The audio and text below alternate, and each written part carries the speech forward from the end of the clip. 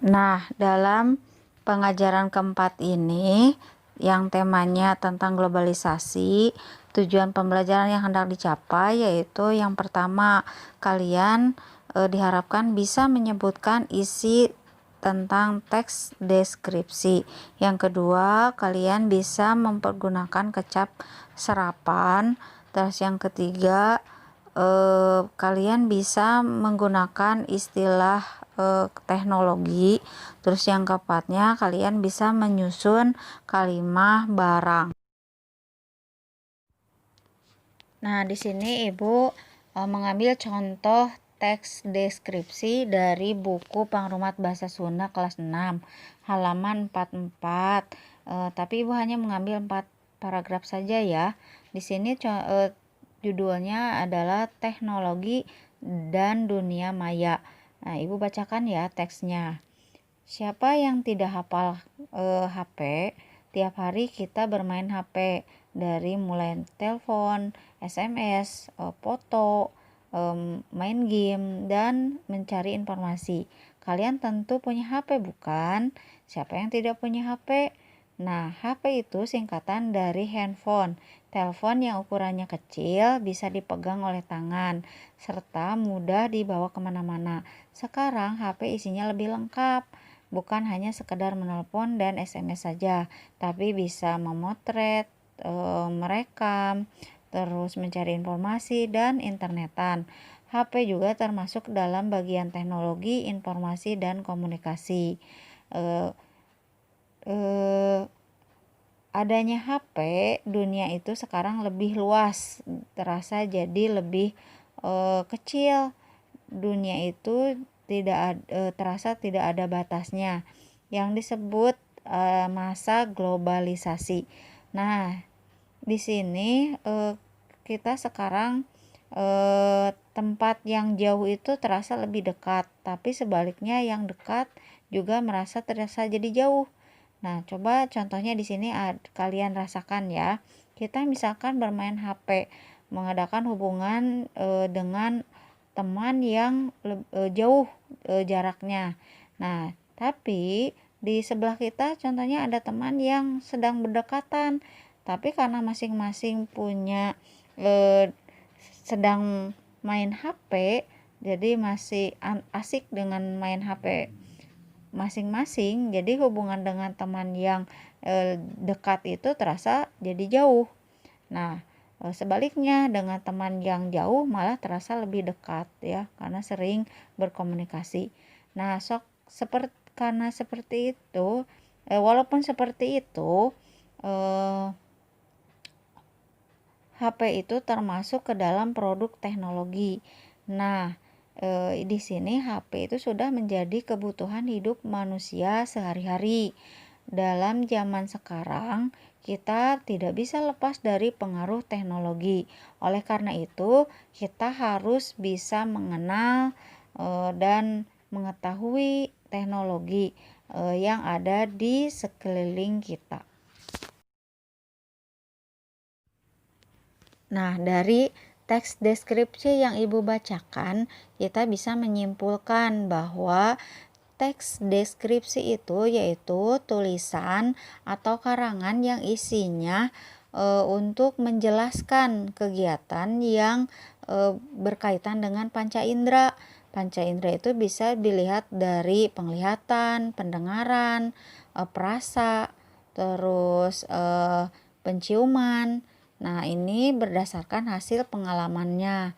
Nah, karangan deskripsi ini menggambarkan objek yang sejelas-jelasnya ya. Jadi lebih detail dalam penggambaran objeknya. Ya, barusan objek yang dijelaskannya itu tentang HP ya.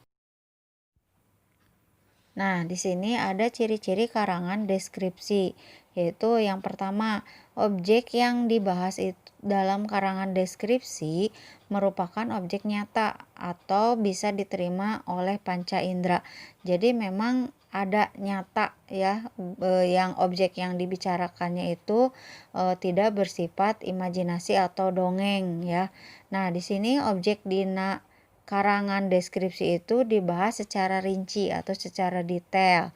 Yang ketiga, yang membaca teks deskripsi itu seperti melihat atau merasakan objek yang dibahas. Jadi seolah-olah si pembaca itu merasakan apa yang sedang dituliskan dalam karangan tersebut. Nah, di sini bahasan selanjutnya yaitu kecap serapan.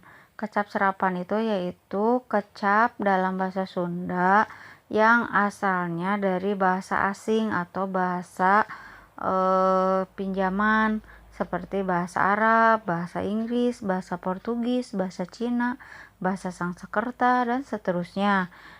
Ibu ini diambil dari buku Pangrumat Bahasa Sunda kelas 6 halaman 47 sampai 49.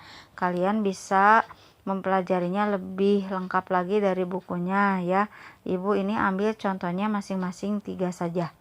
Nah, di sini contohnya yang pertama kecap serapan dari bahasa Arab.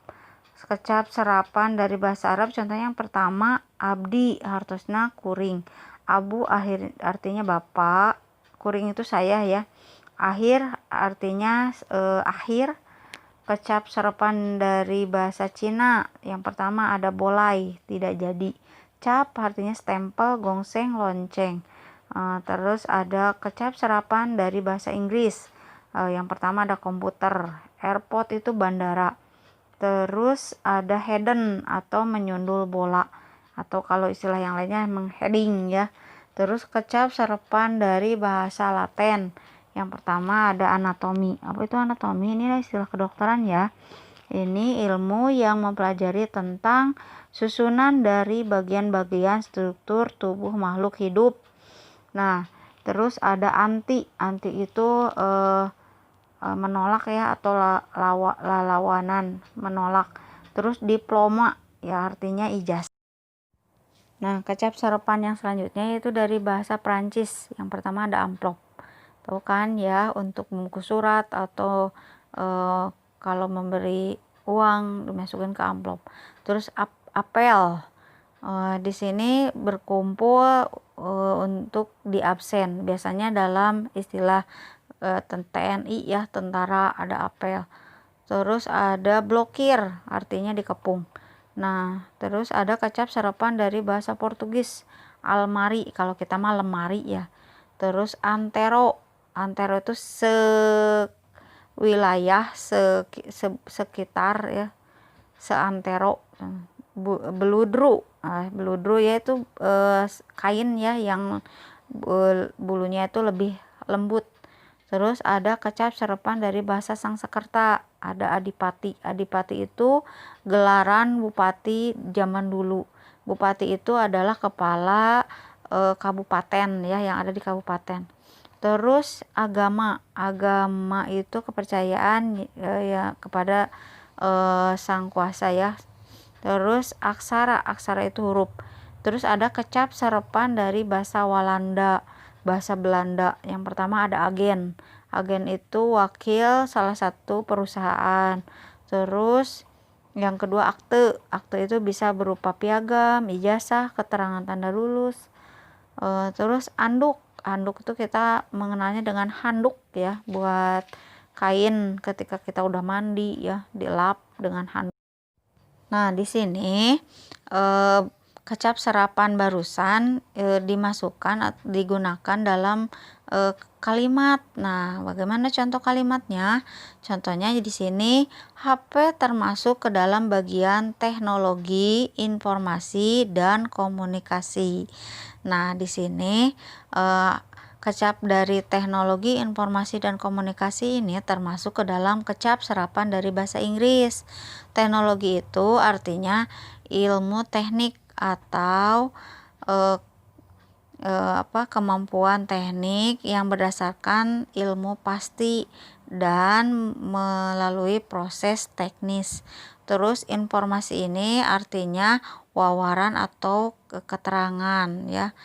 Nah, komunikasi ini artinya proses mengirimkan dan menerima pesan dengan memakai alat yang tentunya bisa dikuasai ya, bisa diterima. Nah, bahasan selanjutnya adalah istilah teknologi ya. Nah, istilah teknologi ini adalah istilah-istilah yang digunakan dalam dunia globalisasi atau lebih modern ya. Ada dinamo. Dinamo itu alat pikeun buat menimbulkan tenaga listrik. Terus yang kedua kipas angin. Di sini alat untuk menghasilkan udara supaya kalian tidak kepanasan. Terus kulkas ada artinya lemari untuk mendinginkan ya, lemari es. 4 listrik, di sini tenaga untuk menimbulkan gesekan elektron, yang menimbulkan gesekan elektron. Terus mesin, alat untuk mempermudah pekerjaan kita ya, atau motornya suatu hal. Terus ngebor, ngebor itu artinya membuat lubang dengan memakai bor. Terus parabola, di sini antena TV ya, yang bentuknya itu bulat ya, seperti piring. Nah, biasanya untuk supaya saluran TV-nya yang dari jarak jauh itu dapat diterima dengan bagus. Terus robot, barang yang dilengkapi dengan alat elektronik, biasanya bisa mengerjakan seperti perintah yang sudah di setting ya, atau yang sudah diprogram. Nah, terus ada tenaga surya. Tenaga surya itu tenaga yang ditimbulkan oleh panas matahari. Terus ada satelit domestik, satelit yang dibuat untuk alat komunikasi di dalam negara. Nah, ini fungsinya untuk melancarkan siaran televisi. Nah, contoh dari istilah teknologi ini bisa digunakan dalam kalimat. Contohnya kalimatnya itu adalah siapa yang tidak hafal HP? Setiap hari kita bermain HP. Nah, kecap HP di sini atau handphone termasuk ke dalam kata serapan dari bahasa Inggris. Nah, di sini termasuk juga dalam istilah teknologi. Nah, di Indonesia HP itu suka disebut dengan telepon genggam atau telepon yang bisa dipegang oleh lengan. Nah, di sini ada kalimat barang. Kalimat barang itu kalimat yang predikatnya berupa kecap atau untayan dari kata barang. Nah, contohnya di sini kata barangnya itu gedong. Gedong itu megah ya. Contoh kalimatnya di sini rumahnya megah. Terus kulit domba. Kulit domba. Contoh kalimatnya sepatunya kulit domba. Terus kayu jati ya. Contoh kalimatnya meja tulisnya terbuat dari kayu jati. Terus orang Cisewu. Contoh kalimatnya Dedi teh orang Cisewu. Jadi asalnya dari Cisewu. Terus yang kelima, di sini ada jieunan Jepang. Contohnya mobil Toyota teh buatan Jepang.